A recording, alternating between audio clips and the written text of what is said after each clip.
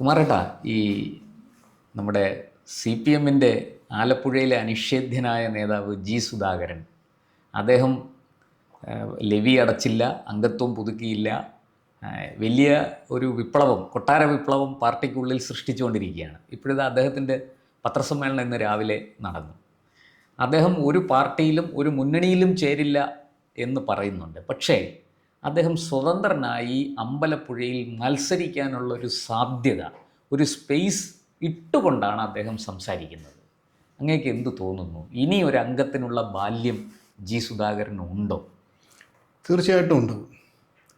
സുധാകരനെ ഇപ്പോഴത്തെ തലമുറ എങ്ങനെ വിലയിരുത്തുമെന്ന് എനിക്കറിയില്ല. ഞാനൊക്കെ അദ്ദേഹം SFI നേതാവായിരിക്കുന്ന കാലം മുതൽ, ഏതാ 60കളുടെ അവസാനം, 70കളുടെ ആദ്യമൊക്കെ കേരളത്തിൽ ഇന്ന് കാണുന്ന SFIയുടെ ശക്തി ശരിക്കും പറഞ്ഞാൽ എൻ്റെ വിലയിരുത്തലിൽ അത് സുധാകരൻ്റെ കാലം മുതലുള്ളത്.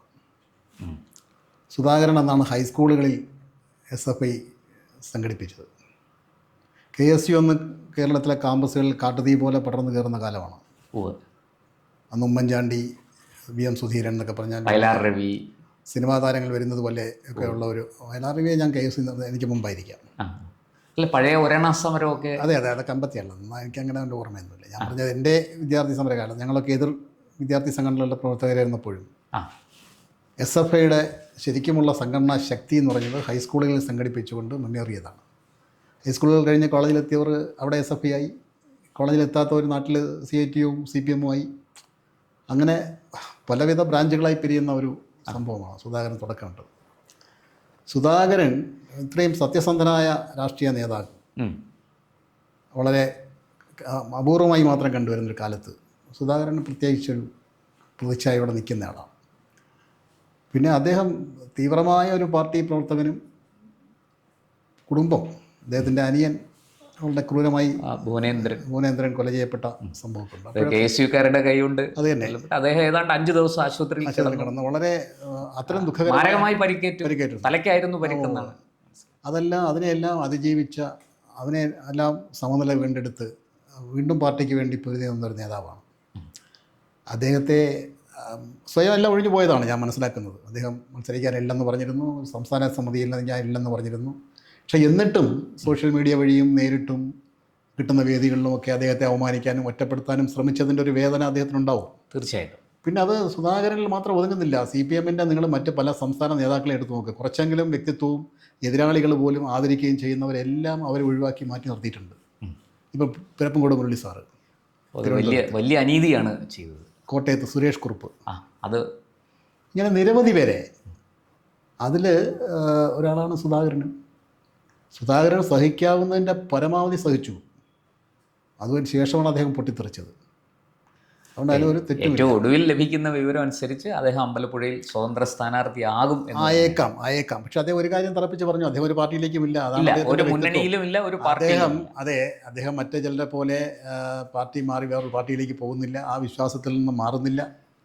അദ്ദേഹത്തിൻ്റെ പരാതി, അദ്ദേഹത്തിൻ്റെ വിഷമവും അദ്ദേഹം വിശ്വസിച്ചിരുന്ന പ്രസ്ഥാനം അങ്ങനെ അല്ലാതായി പോയി എന്നുള്ളതിലാണ്.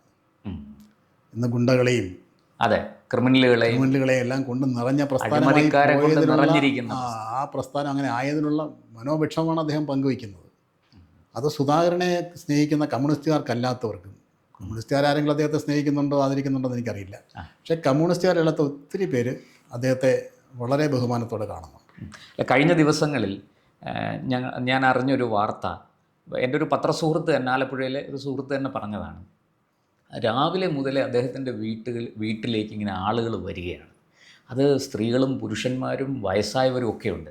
സാറ് മത്സരിക്കണം, ഞങ്ങളെല്ലാവരും സാറിൻ്റെ ഒപ്പമുണ്ട്, സാറ് ജയിക്കും, മത്സരിക്കണം എന്നിങ്ങനെ നിരവധി ആൾക്കാർ മത്സരിക്കാൻ അദ്ദേഹം തീരുമാനിച്ചാൽ അദ്ദേഹം വിജയിച്ച MLA ആവുമെന്നാണ് എൻ്റെ വിശ്വാസം. കാരണം അദ്ദേഹം വേണോ വേണ്ടെന്ന് പറഞ്ഞില്ലെങ്കിൽ UDF പിന്തുണച്ചേക്കാം.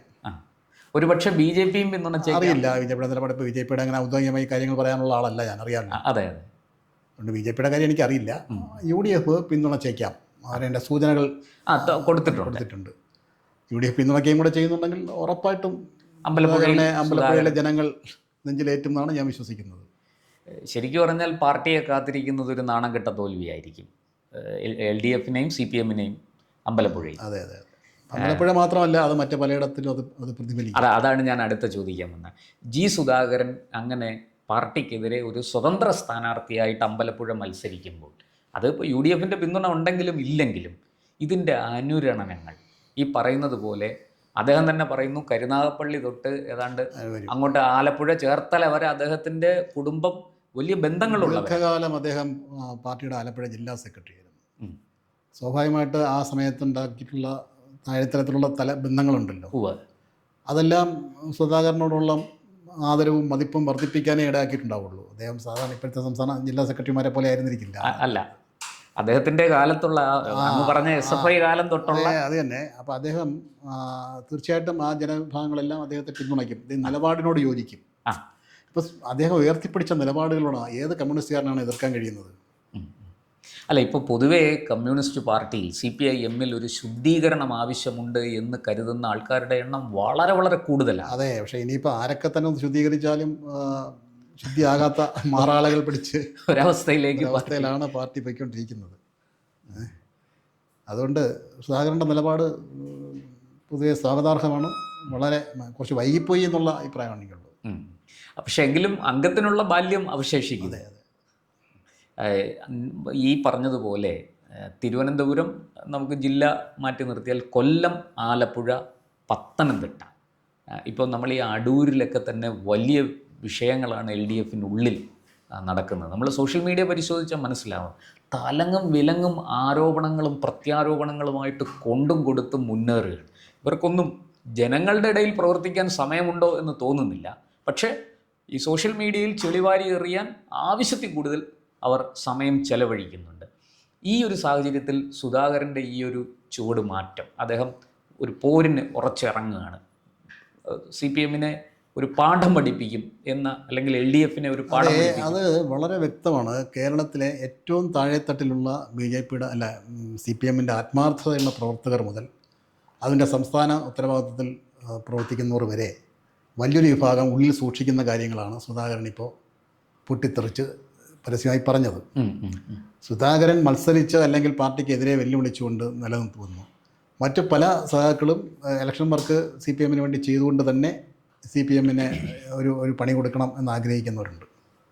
ലോക്കൽ ബോഡി ഇലക്ഷനിൽ നമ്മളത് കണ്ടതാണ്. അതെ, അതിൻ്റെ ഒരു ആവർത്തനമായിരിക്കും, കുറച്ചുകൂടി രൂക്ഷമായ ആവർത്തനമായിരിക്കും നിയമസഭയിൽ വരാൻ പോകുന്നത്. അത് ആ ഒരു റിസ്ക് എടുക്കാൻ, നേരത്തെ CPM എന്തൊക്കെയാണ് പറഞ്ഞുകൊണ്ടിരുന്നത്, 2 ടേമിൽ കൂടുതൽ സീറ്റ് കൊടുക്കില്ല അല്ലേ? അതെ അതെ. പക്ഷേ അതെല്ലാം കാറ്റിൽ പറത്തിയെന്ന് മാത്രമല്ല, നിങ്ങൾ സൂക്ഷ്മമായി പഠിച്ചാൽ പകരം വെക്കാൻ സ്ഥാനാർത്ഥികളെ കിട്ടുന്നില്ല. പല മണ്ഡലങ്ങളിലും അയാളെ മാറ്റി പകരം പകരം ജനങ്ങൾ കണ്ടാൽ തിരിച്ചറിയുന്ന ഒരാൾ വേണ്ടേ? അതെ, അത് ആ പാർട്ടിക്കകത്ത് അത്രമാത്രം അന്യം നിന്നുപോയി, അല്ലെങ്കിൽ അത്രമാത്രം തകർച്ചയിലേക്ക് പോയി എന്നുള്ളത് വലിയൊരു ഞെട്ടിപ്പിക്കുന്ന കാര്യമാണ്. കമ്മ്യൂണിസ്റ്റ് പാർട്ടികൾ എല്ലായിടത്തും തകർന്നെങ്കിൽ ഇന്ത്യയിൽ മാത്രമായിട്ട് നിൽക്കില്ല എന്നുള്ളത് സത്യം. വേറെ തകരേണ്ടതാണ്. പക്ഷേ അത് ഇത്ര വേഗത്തിലാകും, കേരളത്തിൽ കൂടെ അത് അസ്തമിക്കും എന്നുള്ള ഒരു പ്രതീക്ഷ പലർക്കും ഉണ്ടായിരുന്നില്ല. അതായത് കേവലം 10 വർഷം കൊണ്ട് 10 വർഷം കൊണ്ട് ഇങ്ങനെ ആക്കി മാറ്റാൻ പിണറായി വിജയനല്ലാതെ ലോകത്ത് വേറെ ആർക്കും കഴിയുമെന്ന് തോന്നുന്നില്ല. ഈ പറഞ്ഞതുപോലെ അങ്ങ് കമ്മ്യൂണിസ്റ്റ് പാർട്ടിയുടെ അപജയത്തെക്കുറിച്ച് അങ്ങ് പറഞ്ഞു. സുധാകരൻ ഇങ്ങനെ സ്വതന്ത്ര സ്ഥാനാർത്ഥിയായിട്ട് വരുമ്പോൾ സുരേഷ് കുറുപ്പ്, അതുപോലെ അങ്ങ് ചൂണ്ടിക്കാണിച്ച മറ്റു പല പേരുകളുമുണ്ട്, ഇവരുമൊക്കെ ഒരു പുനർവിചിന്തനത്തിന് തയ്യാറാകും. അങ്ങനെ എനിക്ക് തോന്നുന്നില്ല. അവരൊക്കെ അവരുടെ പ്രത്യേക വ്യക്തിത്വമുള്ളവരല്ലേ. കമ്മ്യൂണിസ്റ്റ് പാർട്ടിയുടെ തകർച്ച അവരുടെ ഉള്ളിലുണ്ട്, അവരെ വേദനിപ്പിക്കുന്നുണ്ട്, അവരതുകൊണ്ട് അത് തുറന്ന് പറയാൻ തയ്യാറാകുന്നുണ്ടെന്ന് വെച്ചാൽ വേറൊന്നും ഞാനത് ചോദിച്ചതിനൊരു കാരണം പോയൊന്നുമില്ല. അല്ല, ഇവർ വിമതരല്ലെങ്കിലും ഇവരുടെ ഒരു കൂട്ടായ്മ ഉണ്ടാകാൻ സാധ്യതയുണ്ടോ? അങ്ങനെ എനിക്ക് തോന്നുന്നില്ല. ശരി. കഴിഞ്ഞ ദിവസം MA ബേബി പാർട്ടിയുടെ ദേശീയ ജനറൽ സെക്രട്ടറി G സുധാകരനെ നേരിൽ കണ്ടു. ഒരു ഫലവും ഉണ്ടായില്ല എന്ന് രാവിലെ നേരം വെളുത്തപ്പോൾ നമുക്ക് മനസ്സിലായി. പിണറായി വിജയൻ ഫോണിൽ വിളിച്ചു, സംസാരിച്ചു എന്ന് കേൾക്കുന്നു, സ്ഥിരീകരണമൊന്നുമില്ല. കാരണം പിണറായി വിളിച്ചിട്ട് ഇതുപോലെ സുധാകരൻ മറിച്ചൊരു തീരുമാനമെടുത്താൽ അത് വലിയ നാണക്കേടാണ്. അതുകൊണ്ട് പാർട്ടി അക്കാര്യത്തിൽ മിണ്ടുന്നില്ല. പക്ഷേ MV ഗോവിന്ദൻ മാസ്റ്ററും അതുപോലെ തന്നെ ജില്ലാ സെക്രട്ടറി നാസർ അടക്കമുള്ളവർ, കേന്ദ്ര കമ്മിറ്റി അംഗം CS സുജാതയൊക്കെ സുധാകരൻ്റെ ശിഷ്യയാണ്. സുധാകരനാണ് അവരെ ലോക്സഭയിൽ എത്തിക്കുന്നത് 2004. ഇവരെല്ലാവരും കിണഞ്ഞു പരിശ്രമിച്ചിട്ടും സുധാകരൻ്റെ മനസ്സിളക്കാൻ സാധിച്ചില്ല. അദ്ദേഹത്തിൻ്റെ തീരുമാനം ഏറ്റവും ശക്തമായിട്ട് വന്നിരിക്കുകയാണ്. ഇനിയിപ്പോൾ പറഞ്ഞതുപോലെ സുധാകരനിൽ ഇങ്ങനെ സംഭവിച്ചു. ഇത് പാർട്ടിക്കുള്ളിൽ ഒട്ടനവധി ആൾക്കാർ ഇങ്ങനെ അസംതൃപ്തരായി നിൽക്കുന്നു എന്നങ്ങിപ്പോൾ പറയുകയും ചെയ്തു. ഇതൊരു ആസന്നമായ പിളർപ്പിന് വഴിവെക്കുമോ? ഇല്ല, ഒരു പിളർപ്പിനുള്ള വഴി വയ്ക്കില്ല. അങ്ങനെ പിളർപ്പിനുള്ള ആരോഗ്യവും ആ പാർട്ടിക്കകത്തില്ല. പിന്നെ ഇപ്പോൾ ഈ പ്രതികരിച്ച് ശക്തമായി നിൽക്കുന്നവരെല്ലാം അവരുടെ പ്രായപരിധി ഒരു വലിയ ഘടകമാണ്. അതും ഒരു വിഷയമാണ്. അതുകൊണ്ട് അങ്ങനെ ഒരു വ്യാപകമായ പിളർപ്പോ അതൊന്നും ഉണ്ടാവുമെന്ന് ഞാൻ പ്രതീക്ഷിക്കുന്നില്ല. പക്ഷേ ഈ സുധാകരനോട് അനുരഞ്ജനത്തിന് പോയ പലരുടെയും മനസ്സിൽ സുധാകരൻ്റെ അതേ വികാരമാണെങ്കിൽ പിന്നെ എങ്ങനെ ശരിയാകും? അതും ഒരു വിഷയമാണ്. പരസ്പരം ദുഃഖം, അവരുടെ പരിതാപമൊക്കെ പറഞ്ഞ് പിരിയാമെന്നല്ലാതെ നിങ്ങൾ നിങ്ങളുടെ നിലപാട് മാറ്റണം എന്ന് ആത്മാർത്ഥമായി പറയാൻ പോയ ഈ കൂട്ടത്തിൽ പോയ 1-2 പേരൊഴിച്ച് ബാക്കി ആർക്കാ അതിനകത്തുള്ളത്? സുധാകരൻ ചെയ്ത് നന്നായി എന്നല്ലേ അവരുടെ ഉള്ളിൻ്റെ ആഗ്രഹം, അവരുടെ ഉള്ളിലിരിപ്പ് അത് തന്നെയായിരിക്കും. അപ്പം അതുകൊണ്ടാണ് അത് ഫലം കാണാതെ പോകുന്നത്.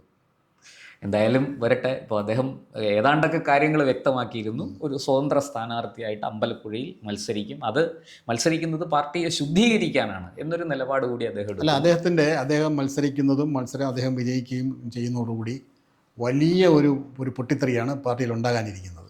അതിപ്പോൾ തെരഞ്ഞെടുപ്പിൽ അദ്ദേഹം നോമിനേഷൻ കൊടുത്ത അന്നുണ്ടാവും എന്നല്ല ഞാൻ പറയുന്നത്. ആ റിസൾട്ടിന് ശേഷം പാർട്ടിയിലുണ്ടാകുന്ന പൊട്ടിത്തെറി ഭയാനകമായിരിക്കും. ഒന്ന്, അധികാരത്തിൽ നിന്ന് പുറത്തു പോകുന്നു. 2, ഇതുപോലുള്ള നേതാക്കന്മാർ ജനങ്ങളുടെ പിന്തുണയോടെ വീണ്ടും ഉയർന്നു വരുന്നു. അപ്പോഴായിരിക്കും ഇപ്പം ചോദ്യം ചെയ്യപ്പെടാത്ത പല നേതാക്കളും അവർ ചോദ്യം ചെയ്യപ്പെടും, മറുപടി പറയും, അവരുടെ മൂക്ക് കുത്തും, അവർക്ക് മറുപടി പറയേണ്ടി വരും. അതെ, ആ ഒരു അവസരത്തിലേക്കാണ് പോകുന്നത്. എന്തായാലും ഈ സുധാകരൻ്റെ ഈ ഒരു തീരുമാനം പാർട്ടിക്കുള്ളിൽ അങ്ങ് പറഞ്ഞതുപോലെ വലിയ ചലനങ്ങൾക്ക് വഴിവെക്കും എന്ന് തന്നെ കരുതാം. കൂടുതൽ വിശദാംശങ്ങളുമായിട്ട് നമുക്ക് പിന്നാലെ വരാം. നന്ദി, നമസ്കാരം. കൂടുതൽ വാർത്തകളും വിശേഷങ്ങളും നേരിട്ട് ലഭിക്കാൻ ജനങ്ങളിൽ നിന്ന് ജനങ്ങളിലേക്ക് ജനഭൂമി ന്യൂസ് സബ്സ്ക്രൈബ് ചെയ്യൂ. ബെൽ ബട്ടൺ അമർത്താനും മറക്കരുത്.